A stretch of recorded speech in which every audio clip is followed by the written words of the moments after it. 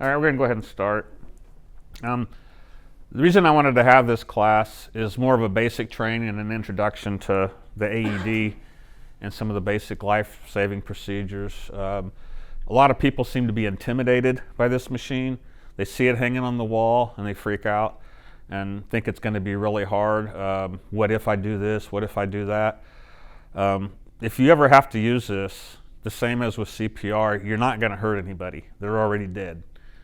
So if they complain about it, that means you did a hell of a job because they're alive to complain about it. So do not be afraid to use this. Do not be afraid to do CPR. Okay? And that's one of the big things I wanted to stress here is you're not going to hurt them. They're already gone. This AED that we have two of these. One of them's up here in this building in the hallway in front. The other one is in building 4 between Jose's and or Chino's office and what used to be Jeanette's. All right, they're the same. So the reason I wanted to get them the same is they'd work the same. So regardless of where you were, there'd be no differences in how you perform on this. This AED is self-explanatory. We're going to see a couple videos and things like that. So you don't have to worry about what you have to do, how you have to do it, when you convert from the AED to CPR and back. It tells you everything. So all you have to do is just listen to it. And like I said, we'll see that in a video here. Included it, what I've done is in those two cases that we have, we made a little cheat sheet. So if for some reason you need to send somebody or whatever, you kind of have a reference. I've also made another little cheat sheet on how to use it and how to inspect it. So, we've kind of gone overboard on this. But I'd rather have too much than too little. I want to stress, you're not going to hurt anybody. This is a life-saving measure procedure, and I don't want people to freak out or be intimidated by what they see here. I would love this to be nothing more than a wall ornament. That'd be great. But just in case. Also included in that is an AED first aid, if you need to cut off any clothing or anything like that. We have a mouth cover if you need to do that. A lot of the new CPR classes don't necessarily teach mouth-to-mouth anymore. They just teach compressions. Some of them do still teach mouth-to-mouth. And the reason being was first you had the different diseases or sicknesses going around, and people were afraid they were going to get it from the person they're helping. So either or. I believe this teaches you how to do mostly compressions.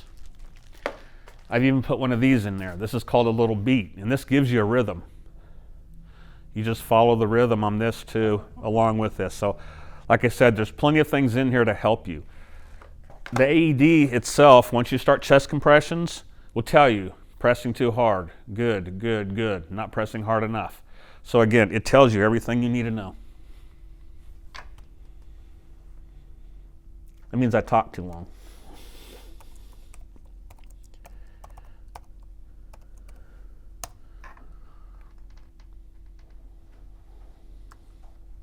Okay, so again, we're going to go over, this is again a basic training class. It's not a certification class. It's not going to give you a CPR certification.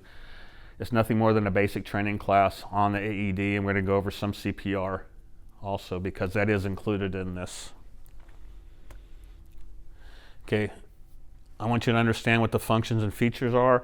Everything is self-explanatory on here, but at least to give you an idea. That's the reason I wanted to have this class and bring it in here and have the AED here in person. So if you wanted to come up afterwards and look at it, play with it a little bit, other than with the electric pads, but play with the functions and all that, you can, and kind of get a better feeling for it so you're not quite as intimidated by it. Again, the installation, testing, and maintenance procedures, warnings, cautions, and limitations of this. All right. Only use as directed. Improper use. When it says cause injury or death, they're talking about you. If you're doing this in water or something, again, you're not going to hurt the person you're doing this to. The injury comes to you if you're too close, you don't have the pad connected, and you're touching the pad. So be aware of some of those things. And again, this caution is for you, not for the person that you're performing the procedures on. You want to keep the victim motionless. And again, they're probably not going to be moving anyway. They're talking about you doing the moving. Don't use near water, of course, flammable gases or conductive surfaces. And then stand clear during the shock delivery. That's to protect you.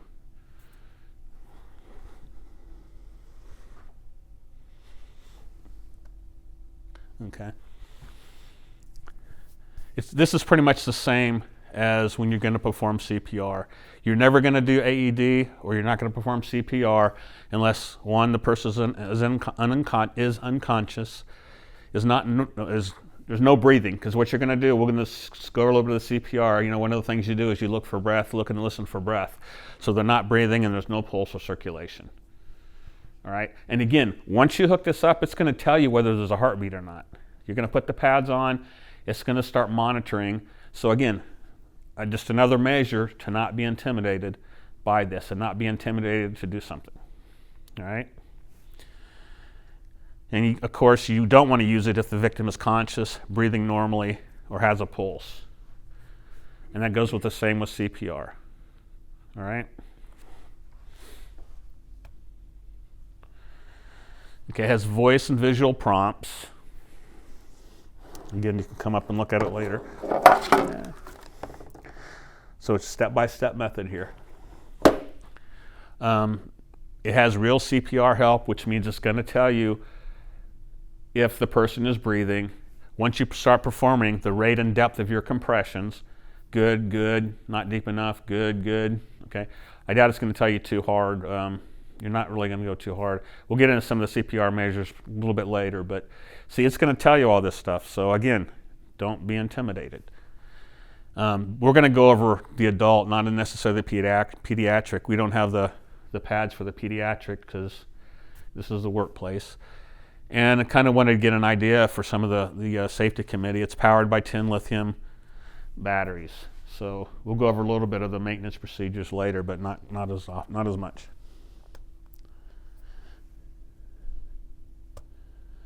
Okay. The on-off button. The on-off button is nothing more than this switch right here.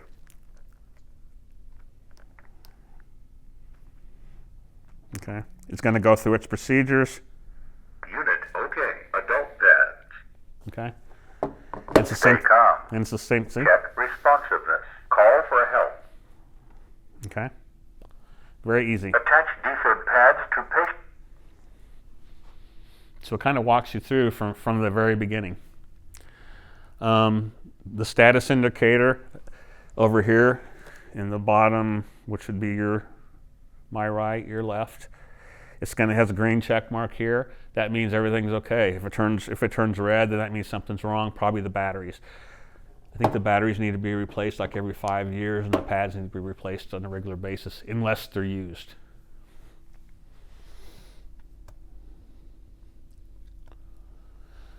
Okay, rescue sequence. Check for responsiveness and breathing, just as in CPR. Normally, you're going to probably start CPR before you get to this. What do you do once you see somebody on the ground, unconscious? What's the first thing you do? Check responsiveness and breathing. Correct. And then what? Call for help. Call for help, which means you send somebody else away to get help or to get the AED. Okay, Or so if there's no one available, then call first and then start. if you have a cell phone, then yeah, 911. But yeah, you don't wait until somebody comes to do this. Yeah. You need to do the best you can until somebody comes. Like I said, you might be afraid to do this, but think if it were you or one of your loved ones on the ground. Yeah. So, like I said, again, you're not going to hurt them. You can attach the electrode pads. Again, it tells you how to do it. On here, it shows you where they go. It's very easy to place. We'll see a video on this, and it tells you exactly where you need to go and whether they're put on there right or not. Okay, it analyzes their heart rhythm. So you might not even have to use the AED. You put it on there, it analyzes their heart rhythm, and it tells you they're okay or there's a rhythm or they're breathing. But if it doesn't, it's going to advise you to deliver a shock. All right? Then once that shock is delivered, you're going to start CPR, and then it's going to tell you to give them another shock, and then you're going to do CPR and give them another shock. And you'll continue that until help arrives. And when the paramedics or the ambulance, whatever, arrive, then they'll take over from there. But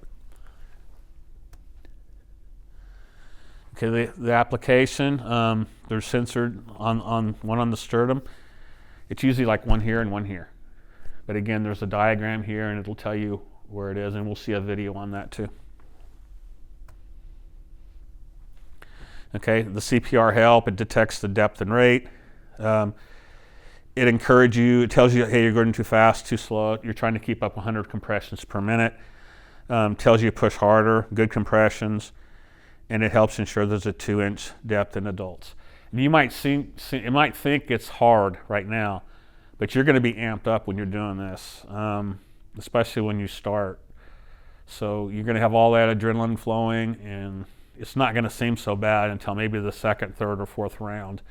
And by then, hopefully, somebody can come and relieve you if you're doing the CPR, and you can switch off and help monitor, and somebody else can continue with CPR. But you will have a lot of adrenaline, be really amped up. So that energy that you think you don't have right now, you will have if you ever have to do this.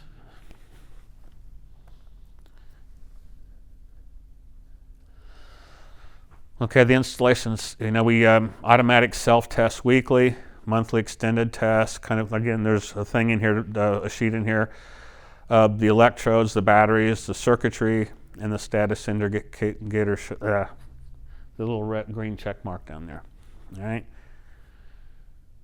So, and that's another reason why I wanted some other people in here so they would be able to help me maintain this.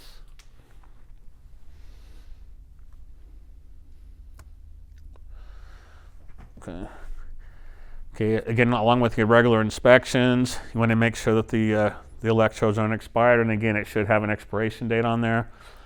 It usually will tell you too. The batteries, every 3 to 5 years, depending on the software version. I think ours is 5. And if you ever have to clean, basically a mild soap.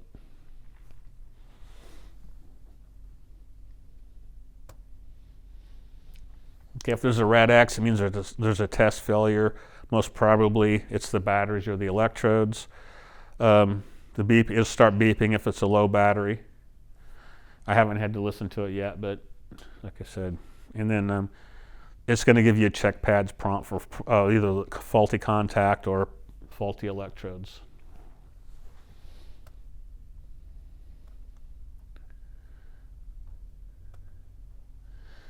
Okay, like I said, this is probably one of the easiest ones to use. It's not the most current model, but it was when we got it. And like I said, it's very easy to use. It's voice prompted, visual guidance. All you got to do is follow the prompts and the guidance.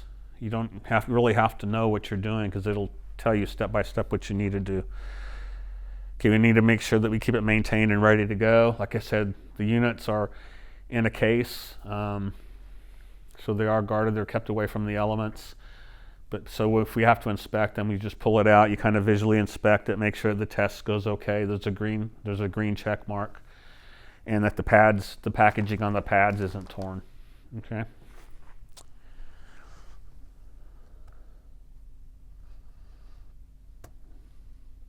Okay, videos. It didn't allow me to transfer the windows here, so bear with me on this one.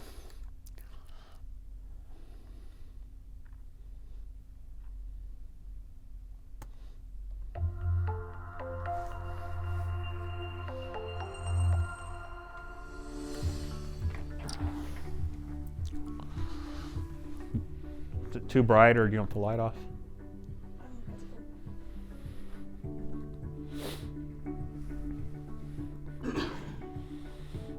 Adult pad. Unit okay. Stay calm. Check responsiveness. Call for help.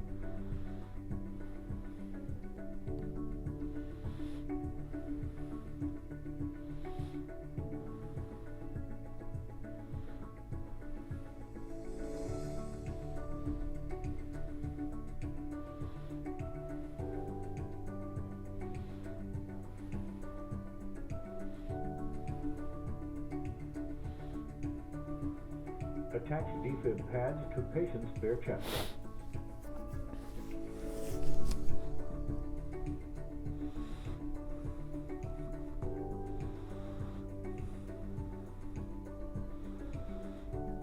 See, they lay out for you. There's only really one way they can go on there.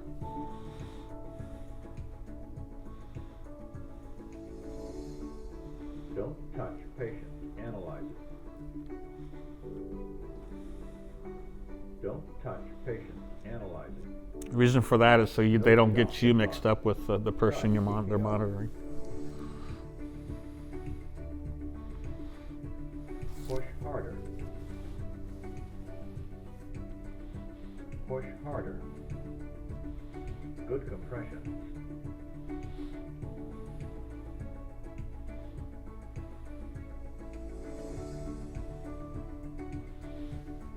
Stop. CPR. Don't touch patient. Analyze it. Don't touch patient. Analyze it. Shock advised. Don't touch patient. Press flashing shock button. Shock delivered. Start CPR. Again, see, it tells you what to do and when to do it.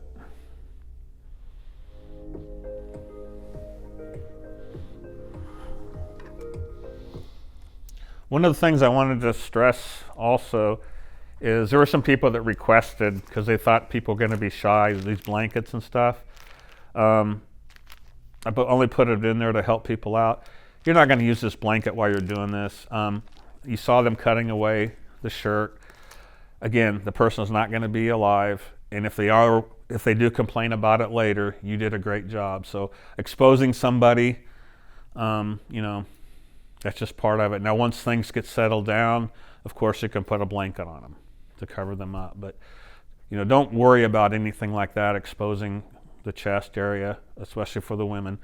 Like I said, if they are able to complain about it, that means you did a good job. They're alive to complain about it.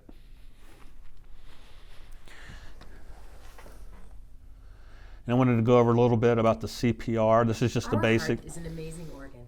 It works hard for us every second of every day, delivering blood and oxygen to every cell in our body.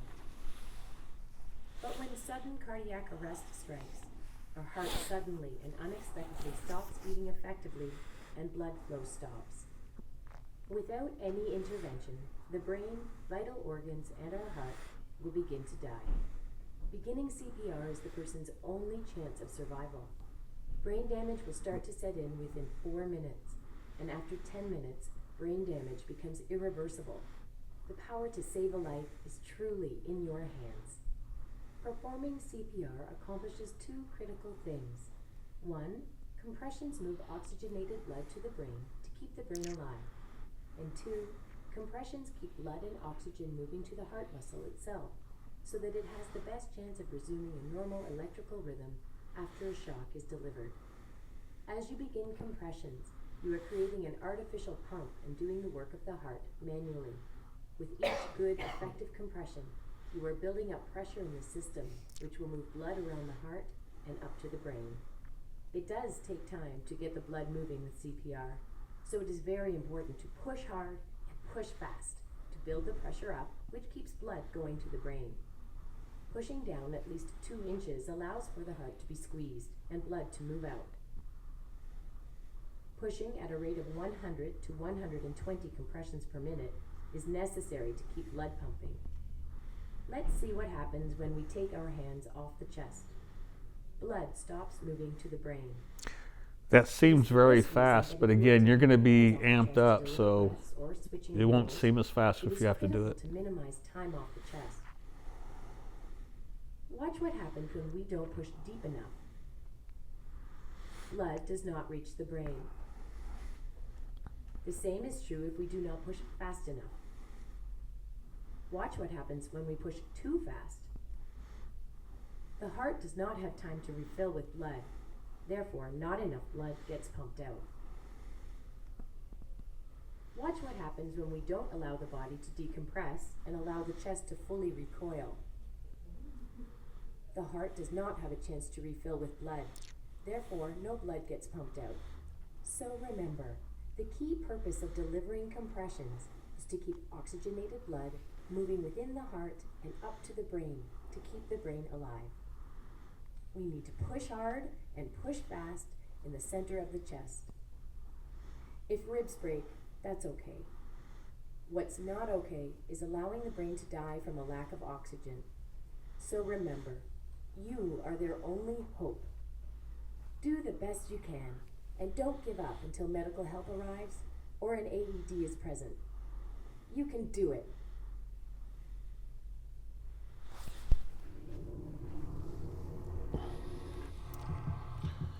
And again, that was just kind of a basic. I just wanted to give you an idea, because when they teach the CPR classes, they don't really show you what happens when you do the compressions. You know, you actually get to see the blood flow up into the brain.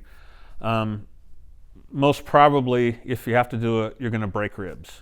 They used to tell us if you don't break ribs, you're not doing all right. And again, if somebody complains about it, then you did a great job, because they're alive to complain about it. You're going to hear some cracking if you have to do it. It's not always the ribs. A lot of times it's the air that's inside the cartilage between the ribs. You're going to hear it popping like, they used to say it popping like Rice Krispies, you know, with milk, maybe a little louder. But like I said, don't worry about it, because if somebody complains about it, again, you did a great job. All right, that's the whole idea. Let them complain. Give them a chance to complain. So, you know, you're going to do some damage to some of the ribs and some of the cartilage in that area, but don't be afraid to do it. And this is going to put everything together for us.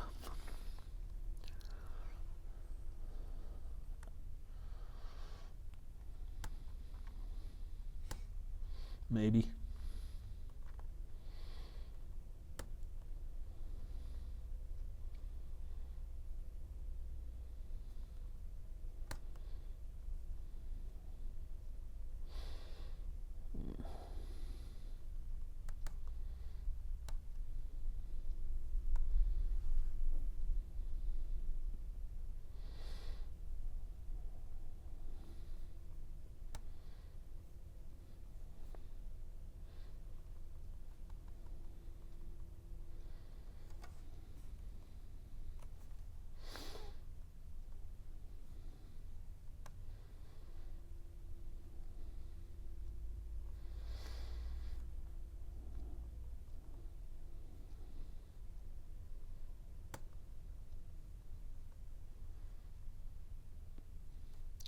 Well, I wanted you to see this one, because this goes through the whole thing of actually using this from start to finish, to kind of show you how easy it is.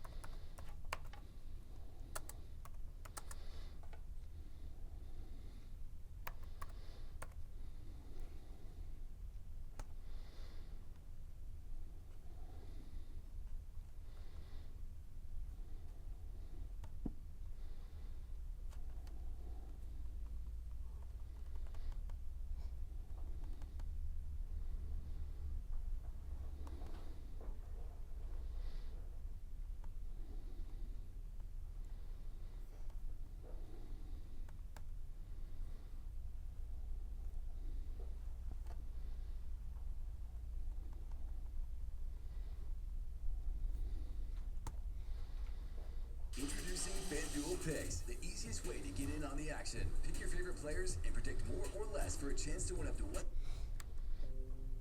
Sudden cardiac arrest kills over 1,000 people every day in the United States, and more than 1 million people annually around the world.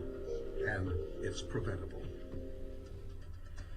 A sudden cardiac arrest can happen anywhere, to anyone. In a cardiac emergency, when time and training matter most, you need more than an AED. You need an AED Plus. A little bit of a sales pitch, but like I said, it goes through. This one goes through kind of how it works. Zoll's AED Plus is the first, in fact the only defibrillator in the world to guide you through the entire resuscitation process. Grabbed his arm and went down. A revolutionary breakthrough that makes it possible for anyone to calmly and confidently deal with the unthinkable, sudden cardiac arrest. Everything you need is prepackaged and ready to use. The simple step-by-step illustrations and audio coaching reduce stress and help you provide essential life-saving care. Unit okay. Stay calm. Check responsiveness. Call for help. You okay? Can you hear me? You, will call 911. The pictures remind you of your training, a virtual refresher course in life support. Open airway. Check breathing. Give 2 breaths.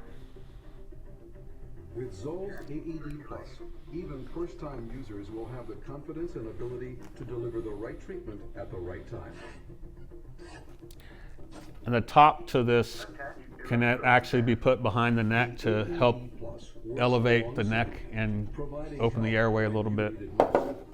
Zoll's one-piece electrode, the world's first, simplifies placement and attaches quickly, making it easier for you to deliver life-saving treatment.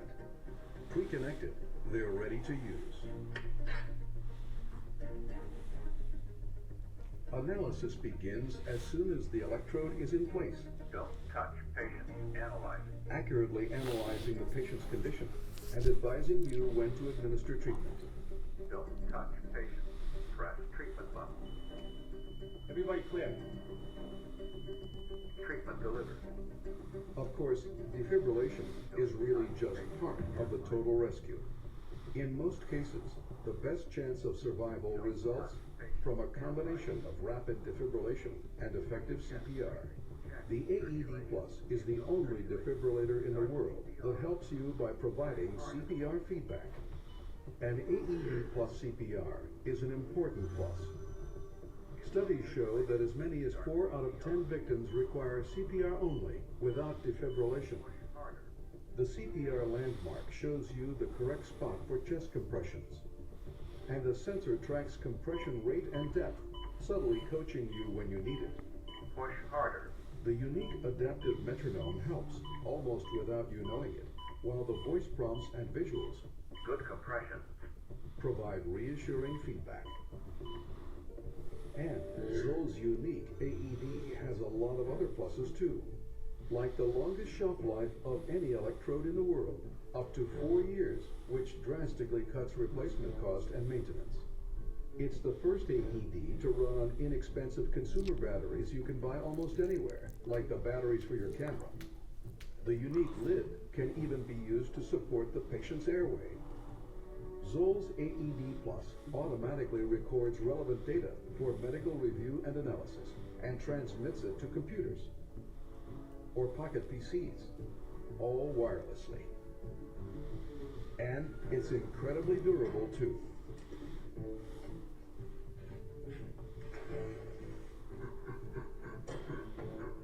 And if the AED Plus ever does need attention, it'll let you know immediately with both visual and audio signals. Of course, the biggest AED Plus is the confidence and trust you'll have in it. A difficult problem, a simple solution, the incredible AED Plus. Zoll makes equipment that makes saving lives easier, Okay. and that's all we do. Okay, that's, like I said, a little bit of a promotion there for Zoll, but that's one of the reasons I wanted to get this. It was one of the few ones that gave you the prompts in voice and the display. And again, hopefully you got something out of this and won't be as intimidated by this and what you might have to do. Hopefully, like I said, I hope this is nothing more than a wall ornament. Fortunately, we haven't had to do anything with this, or even the CPR aspect. But my purpose for this was you to gain some confidence in the event you would ever have to do this and/or CPR along with this. Okay. Any questions? So if you want to come up and look at it and play with this a little bit, feel free. That's one of the reasons that I pulled it out. Like I said, it's pretty self-explanatory and very easy to use. Okay, that's all I have. If you don't have any questions, like I said, if you want to come out and play with it, that's fine. See where it is. If I prefer you not go down and pull it out of the cabinet and start playing with it. I'd rather have you do this. But like I said, you feel free to come up and look at it. All right. All right. Thank you, and you all have a good day.